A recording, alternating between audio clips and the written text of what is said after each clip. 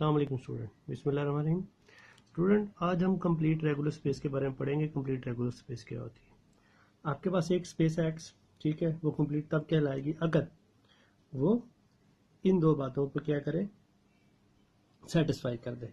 पहली बात, कोई भी आप सेट एफ लेते हैं जो कि क्लोज है एक्स के अंदर, और कोई एलिमेंट है एक्स का ही, ठीक हो गया।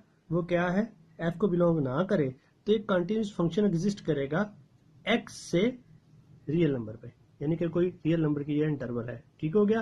तो यहां से क्या होगा कि ये जो एक्स था वो जीरो को अप्रोच कर जाएगा, और जो ये क्लोज सेट होगा तमाम के तमाम इसके एलिमेंट्स जो उनसे होंगे क्या होंगे, वन को अप्रोच करेंगे। तो इसको हम क्या कहते हैं, कंप्लीट रेगुलर स्पेस कहते हैं। अगर आप देखें, अगर हम एग्जांपल लेते हैं तो मीन्स के ये आपके पास क्या था, स्पेस आ गई एक, ठीक है। ये स्पेस आ गई, एक्स स्पेस है। ये इसका क्या है, कोई क्लोज सेट एफ है।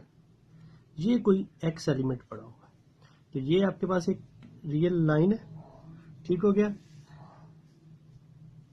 तो ये इसका क्या पड़ा हुआ है, जीरो है। ये इसका क्या है, वन।